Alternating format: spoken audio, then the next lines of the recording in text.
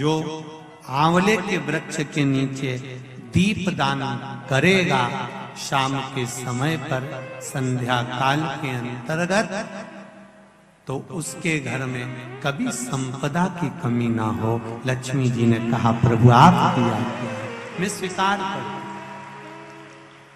मैं स्वीकार करता। जितने भी लोग कथा श्रवण कर रहे हैं और जो लोग नहीं सुन पा रहे हो, इस कथा की एक छोटी सी बात जनमानस तक पहुंचाइए कि आंवले के वृक्ष के नीचे आंवला नवमी के दिन शाम के समय दीपदान अवश्य करें, जिससे आपके जीवन में खुशियां समाहित हो, जीवन में आनंद की। कार्तिक का महीना में जब शुक्ल पक्ष में नवमी तिथि आएगी, तब तू आंवले के वृक्ष के नीचे बैठकर आंवले के वृक्ष में दूध का सींचन कर देना। क्या चढ़ा देना? दूध। जिस व्यक्ति को रोग सताता ही रहता है, सताता ही रहता है, बीमारी आती रहती है, जा ही नहीं रही होती है, तो उसको कुछ नहीं करना चाहिए। आंवले के वृक्ष के नीचे आंवला नवमी के दिन दूध चढ़ा देना चाहिए, फिर बीमारी दूर हट जाती है, व्यक्ति बीमार ही नहीं पड़ता। जिसको निमोनिया हो, श्वास की बीमारी हो, दमे की बीमारी हो, किडनी और लीवर से जुड़ी हुई बीमारी हो, उसके लिए सबसे अच्छी चीज है हमारा, चलने में हापड़ी भरा जाए, चलने में दम भरा जाए, तो आप आंवले के वृक्ष के नीचे दूध चढ़ाओ आंवला नवमी के दिन, काया ठीक होती है। तू जा, तू ये कर लेना। आंवले के वृक्ष के नीचे बैठकर जब तू आंवले पर दूध चढ़ाकर पूजन करेगी और उसी आंवला के वृक्ष के नीचे बैठकर जब तू अन्न का भाग ग्रहण करेगी, तब तेरा मुख में निवाला जाते ही वो औषधि का काम करेगा और तेरे शरीर की काया ठीक हो जाएगी। उस वैश्य की धर्म पत्नी ने हाथ जोड़ लिए गंगा मैया के मां में जाती, आंवला नवमी के दिन पहुंच गई आंवले के वृक्ष के नीचे, पूजन करिए। आज गोपाष्टमी है, कल आंवला नवमी है, और आप सबसे निवेदन करूंगा कि आंवला नवमी के दिन शाम के समय पर आंवले के वृक्ष के नीचे घी का दिया लगाकर कनक धारा स्तोत्र का पाठ अवश्य करें। नहीं आता हो तो मोबाइल पे उसको सुने, पर एक बार आंवला नवमी के दिन आंवले के वृक्ष के नीचे कनक धारा स्तोत्र का पाठ चाहे संस्कृत में चाहे हिंदी में करना चाहिए। उससे साल भर लक्ष्मी की कमी नहीं आती और आनंद का अनुभव करो। कि शंकर भगवान भूत भावन भूतेश्वर, जब भगवान आंवला नवमी के दिन श्री हरि नारायण आंवले के वृक्ष की पत्तियों पर शयन करेंगे और भगवान शंकर उनका अनुमोदन करेंगे, तब श्री हनुमान जी महाराज उनसे विनती करने के लिए पधारते हैं। 33 कोटि देवता, भगवान विष्णु जब शयन से उठते हैं, देवसोनी एकादशी को जब भगवान उठेंगे, नेत्र खोलेंगे, तो प्रथम दर्शन भगवान विष्णु श्रीमद् भागवत कथा, स्कंद पुराण, पद्म पुराण, अग्नि पुराण, जितने भी पुराण उठाना चाहे सारी पुराणों को उठाकर देखना कि प्रथम वर्णन आपको मिलेगा कार्तिक महत्तम का, कि भगवान नारायण सर्वप्रथम जब नेन खोलते हैं अपनी देव सोनी एकादशी से सोकर देव उठनी एकादशी पर जब उठते हैं, तो भगवान नेत्र खोलकर सबसे पहले किसका दर्शन करते हैं? किसका दर्शन? स्कंद पुराण कहती है, विष्णु पुराण कहती है कि भगवान नारायण जब नेत्र खोलते हैं तो खुद की अर्धांगिनी लक्ष्मी भी नहीं, महाराज ब्रह्मा आदिक देवता सब खड़े, पर भगवान नेत्र नहीं खोलते। कब तक? जब भगवान शंकर अपने ही मुख से भगवान श्री हरि का गुणगान नहीं गाते, डमरू का नाद नहीं। एक कितना सुंदर संवाद यहां पर लिखा हुआ है। देव उठनी एकादशी के दिन भगवान उठेंगे और देव उठनी एकादशी के दिन भगवान उठकर अपना कार्यभार भगवान शंकर जी से लेंगे, उससे पहले ऐसा नहीं है कि केवल देवउठनी एकादशी पर भगवान उठेंगे। आज जब आंवला नवमी का दिन आया और भगवान नारायण ने शयन करते करते अपनी करवट को थोड़ा सा बदला और बदलने के बाद भगवान की अर्ध निंद्रा हुई और नींद थोड़ी सी जागी, और जागने पर लक्ष्मी जी उनके चरणों के पास में विराजी थी, और विराजते से ही लक्ष्मी जी ने भगवान विष्णु जी से निवेदन करा, मेरे मन का एक संशय है, मैं आपसे कहना चाहती हूं।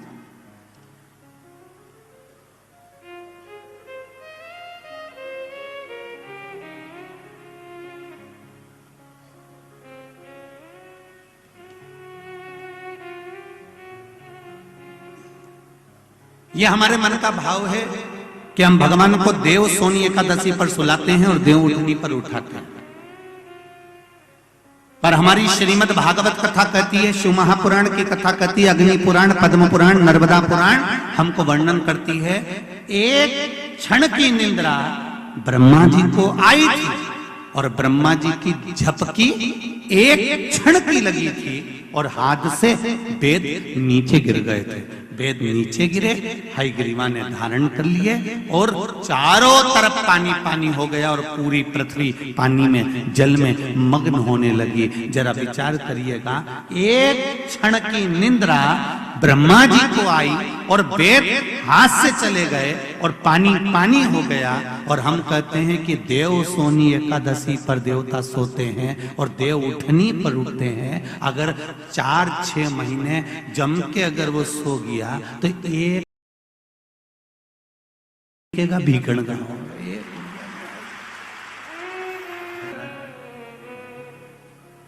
ये सोने की तो भगवान की लीला है। अगर सही तरीके से देखा जाए तो मेरा परमात्मा कभी नहीं सोता, वो तो हर पल, हर घड़ी, हर क्षण आपके लिए तत्पर बैठा रहता है। आपने आवाज लगाई और वो भागा। देव सोनी एकादशी पर भगवान सोए और देव उठनी एकादशी पर भगवान उठ रहे हैं। उससे पहले जो आंवला नवमी आई, इसको अक्षय नवमी कहा जाता है, इसको आनंद की नवमी कहा जाता है, भंडार भरने वाली नवमी कहा जाता है। उस दिन दिया गया, भरा गया, पुण्य समाप्त नहीं होता, इसलिए इसको अक्षय नवमी भी कहा जाता है। तो लक्ष्मी जी के मन में भाव उत्पन्न हो गया। लक्ष्मी जी ने कहा, प्रभु मेरे को पूछना है आपसे कुछ, मेरे मन का संशय मिटा दीजिए। तो भगवान ने पूछा, वो संशय कौन सा?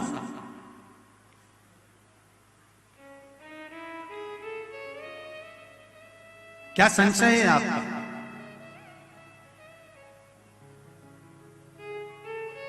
मेरा संशय केवल इतना सा है, क्या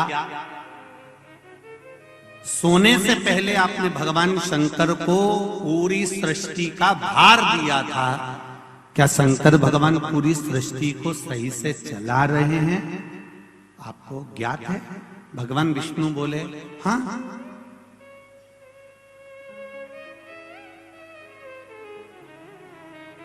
चला रहा। संशय मिटा दो। भगवान ने कहा, कौन सा संशय? मुझे थोड़ी सी परीक्षा ले। अभी तक नारायण भगवान करवट लिए थे, आज नारायण भगवान सीधे होकर पूछ रहे हैं, परीक्षा आपको लेना है? हाँ। लक्ष्मी विचार कर लेना। लक्ष्मी, तुम्हारे मन में क्या शंकर भगवान के प्रति भेद उत्पन्न हो रहा है? शिव जी के प्रति भेद उत्पन्न हो रहा है? मेरा एक निवेदन पूर्ण श्रोता भाइयों से निवेदन है, शंकर भगवान पर कभी भेद उत्पन्न मत करना। क्या शिव जी को जल चढ़ाने से ऐसा होता है? क्या बेलपत्री खाने से ऐसा होता है? पहले चढ़ाकर देखो, खाकर देखो, लाभ हो तब विचार करिए। क्या हाँ होता है? को हम अपने जीवन में उतारें कि आंवला नवमी के दिन आंवले के वृक्ष के नीचे कुछ खाने का नियम क्यों है? बोलो, यहाँ से पहले लोग आंवला के पेड़ के नीचे पिकनिक मनाने जाते थे कि नहीं जाते? आंवले के वृक्ष के नीचे बैठते कि नहीं बैठते? क्यों? कोई तुमसे पूछे, कल के बच्चे तुमसे प्रश्न कर लेंगे, मम्मी ये आंवले के वृक्ष के नीचे क्यों पूजन करती हो, आंवले के पेड़ के नीचे क्यों जाती हो, आंवले के वृक्ष के नीचे पिकनिक मनाने क्यों जाना चाहिए, आंवले के वृक्ष के नीचे कुछ क्यों खाना चाहिए, आंवले के नीचे बैठकर दीप क्यों जलाना चाहिए। आज के बच्चे जो विज्ञान का युग है, इस विज्ञान के युग के बच्चों को विज्ञान के साथ जोड़कर बताना पड़ेगा आपको कि आंवले के वृक्ष की महत्वता क्या है।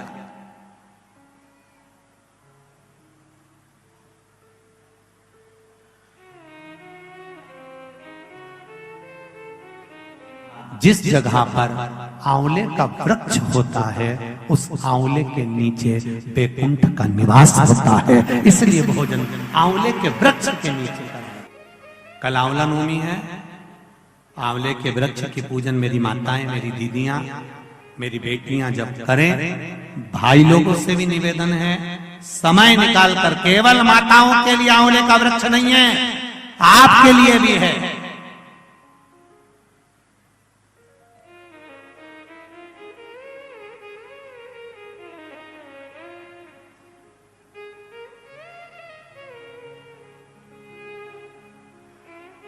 और मेरी माताओं से एक निवेदन, आंवले के वृक्ष के नीचे पूजन करने जाओ, एक पत्ती भी अगर पड़ी हुई है तो उसको भी थोड़ा सा उठा कर लिया ना। अगर घर का कोई व्यक्ति नहीं गया होगा तो उसको मस्तक पर घर में ही वो पत्ती लग जाएगी, तो बैकुंठ का भाव तो उसके पास तक पहुंच जाएगा, उतना भी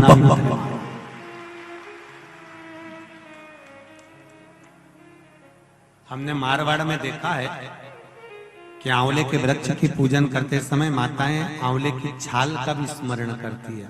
अपनी चीटी उंगली अंगुष्ठ से मारवाड़ी माताएं उसको भी अपने पल्लू में लेकर आती है, दीप प्रज्वलन करती है, उसको अलमारी में लाल वस्त्र के अंतर्गत तिजोरी में रखती है। क्यों? क्योंकि वो बैकुंठ का एक हिस्सा, बैकुंठ का एक भाव। ब्रह्मदेव करें आंवले के वृक्ष के नीचे शंकर भगवान भोजन कर लें तो बैकुंठ के भोजन का फल मिलता है।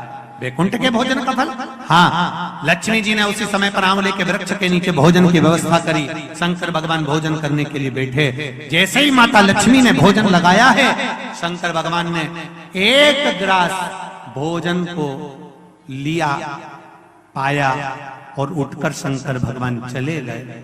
थोड़ी देर बाद वापिस लौट कर आ गए, बैठ गए। पूछा महारानी ने, माता लक्ष्मी ने, मेरे शंभु, मेरे बाबा, मेरे भोलेनाथ, मेरे प्रभु कहाँ चले गए थे आप भोजन की थाली को छोड़कर? तब शिव जी कहते हैं कोई 4 संत भूखे रह गए थे, उनको भोजन कराने चला गया था। लक्ष्मी जी ने कहा आप सृष्टि के सही संचालन कर रहे हो, मैं जान गई आपको कि आप सृष्टि के सही संचालन करता हो। एक मन की अभिलाषा है, अगर आप पूरी कर दें तो, एक मन की अभिलाषा है, आप अगर पूरी कर दे तो। शिव जी ने पूछा क्या? मेरा मन है, आप अगर ब्रह्म मुहूर्त में सुबह का समय भोजन ग्रहण कर रहे हैं तो शाम का भोजन भी मेरे ही इस बैकुंठ में श्रवण भोजन ग्रहण करें। शिव जी ने कहा शाम को तो मैं पार्वती के साथ भ्रमण पर निकलता हूं, पर दोपहर के समय पर मैं आपके यहाँ भोजन करने फिर आऊंगा। अब की बार लक्ष्मी जी ने भोजन कराने बैठने से पहले माता लक्ष्मी ने 5 चींटियों को एक डब्बी में भरकर बंद कर दिया।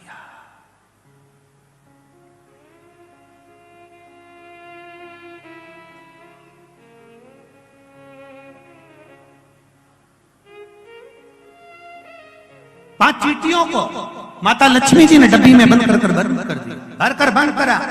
शिव जी भोजन करने बैठे, बड़े प्रेम से भोजन पा रहे हैं भोलेनाथ, और आवाज लगाया भोलेनाथ जी ने, अरे लक्ष्मी, तुम्हारी माता ख्याति देवी मुझको ऐसी भोजन कराती थी, तुम्हारी माता ख्याति देवी भी मुझे ऐसे ही भोजन कराती थी और मैं प्रेम से पाता था। आज लक्ष्मी आपके हाथ का भोजन कर कर मुझे ऐसा लग रहा है कि मेरी माता, आपकी माता ख्याति देवी ही मुझे भोजन करा रही है। आपको माता के रूप में आज मैंने देखा है, जैसे ख्याति देवी को देखा वैसे आपको देखा। तब भोजन पेट भरकर शिव जी ने जब किया, आचमन करा, लक्ष्मी जी ने कहा भगवान नारायण ने आपको पूरी सृष्टि का भार तत्व दिया है कि पूरी सृष्टि का बोझ, पूरी सृष्टि का संचालन आपको करना है। पर मेरे मन का संशय यहीं धरा की धरा रह गया। आप पेट भरकर भोजन कर लिए और 5 चींटी भूखी रह गई।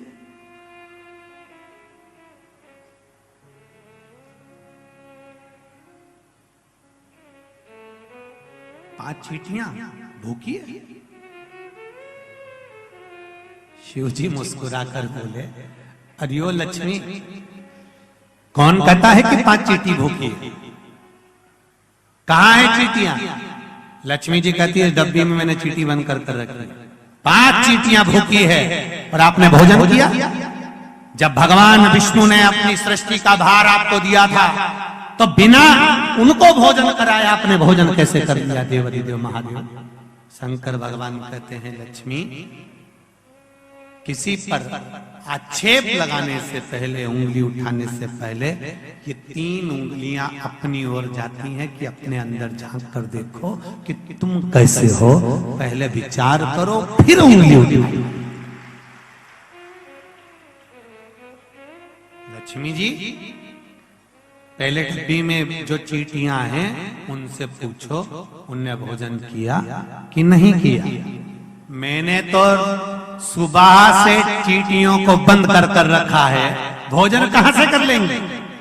डब्बी खोली, चींटी के मुख में चावल का छोटा सा भाग फंसा हुआ था। लक्ष्मी जी की आंख से जल बहने लगा। भोलेनाथ, इनके मुख में चावल कहां से आ गया?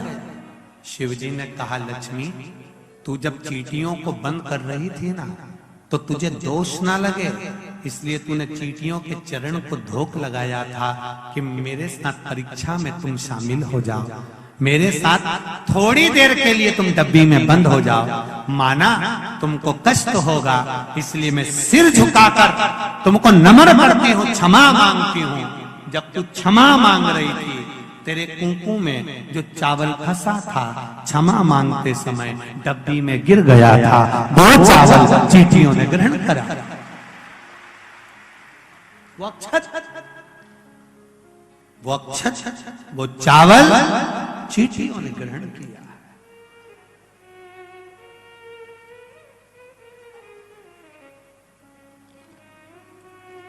महाराज, वो चावल जो चींटियों ने ग्रहण किया,